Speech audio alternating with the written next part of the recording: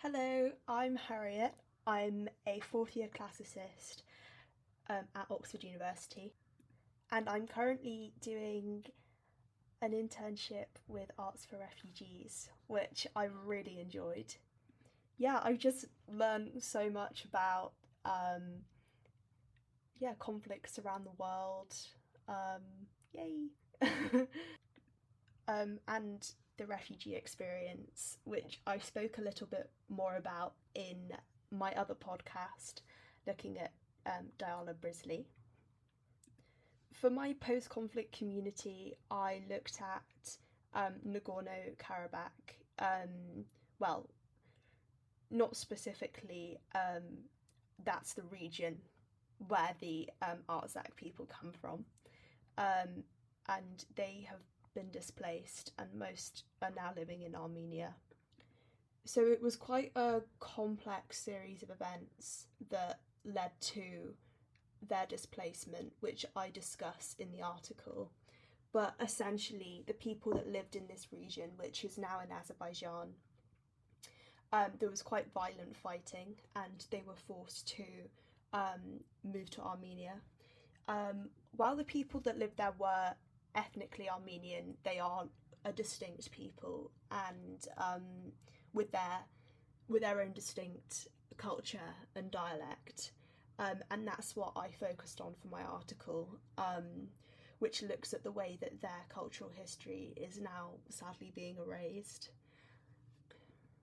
So since Azerbaijan have taken over control of the region, there's been kind of a systematic erasure of their cultural history. So that includes things like monuments, specifically a lot of churches, as well as cemeteries. A lot of graves and tombstones have been removed, which seems so strange. And then they've got a further issue that their unique dialect is likely to die out within the generation. So they speak it's not it is a form of Armenian, but it is distinct from standard Armenian. I think there are quite a lot of differences. Like, it is a different sounding language, but obviously with a very similar root.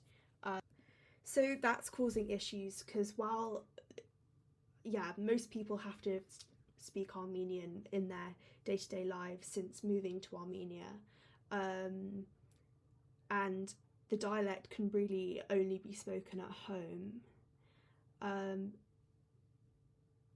I think where that's becoming an issue is that the younger generation whose, their language is still forming, they're picking up standard Armenian, which means that they won't carry it into future generations because standard Armenian will be their default language. And I do think that linguistic loss is, that you can't get that back once it's gone. There are preservation efforts, which I discuss in the article, but that it is, unfortunately, it is inevitable that dialect will die out without really serious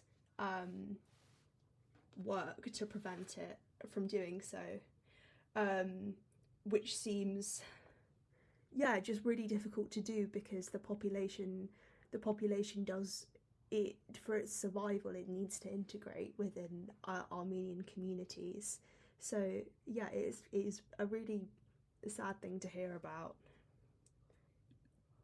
And then when you consider that on top of the levelling of monuments and cemeteries in their homeland in Nagorno-Karabakh, it's kind of like an erasure of their distinct culture. The Azerbaijani authorities are supposedly building smart cities, yeah, so they're putting up lots of new infrastructure, and I believe that the levelling of monuments is supposedly to make way for that. But whether there's an alternative agenda at play is, yeah, that's definitely a question that you could ask. There are some thoughts, which I don't discuss in the article because I feel that they're perhaps a little bit too conjectural. There are thoughts that that there are political motivations here. Azerbaijan is closely allied with Turkey, so it's thought that they are wanting to spread their culture into this region. There was previously some Azerbaijani occupation of the region, but the ethnically Armenian Artsakh people were the majority. They were the dominant population in this particular region. There's also a slightly interesting, like a religious element at play. Armenia is a Christian nation. It is very Christian. It's in fact one of the earliest nations to convert to Christianity. So the people of Nagorno-Karabakh also are Christian as a people, historically at least. The destruction of churches is quite a significant part of erasing their culture. Azerbaijan is, I think, dominated by Islam, and Turkey, of course. And some have suggested that there's perhaps, a little bit of a religious aspect to this as well. That might be part of the motivation behind the actions, behind them doing what they're doing.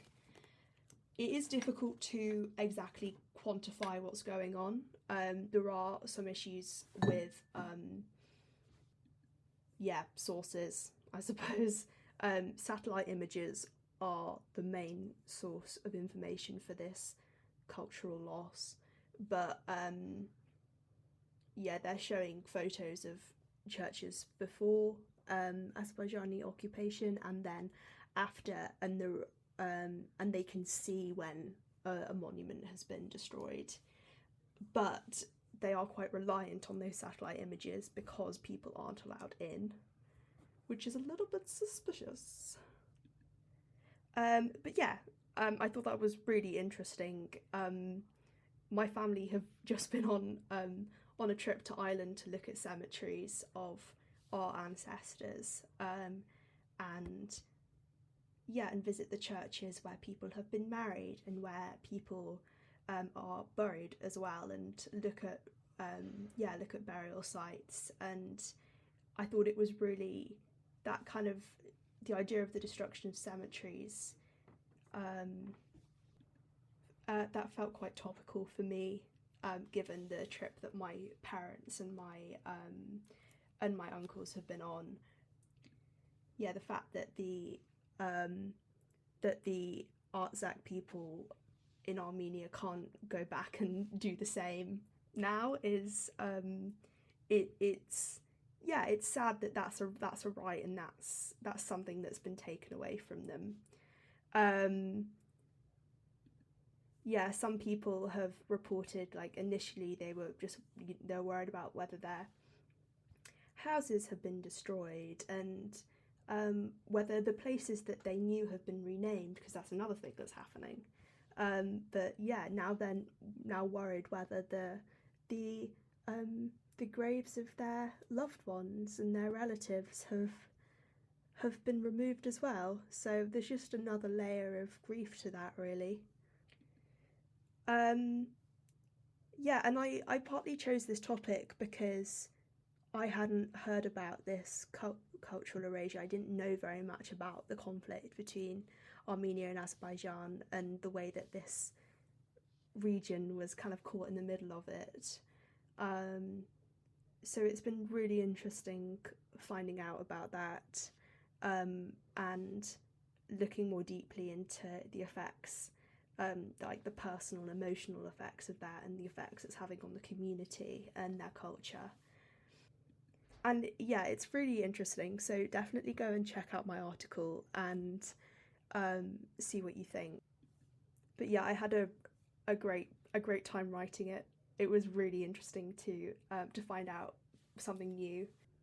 And yeah, it's you can't do too much with an article, but sometimes you feel that by sharing a story, you're kind of sharing the perhaps the burden of that those people carry. Um, if you if you can.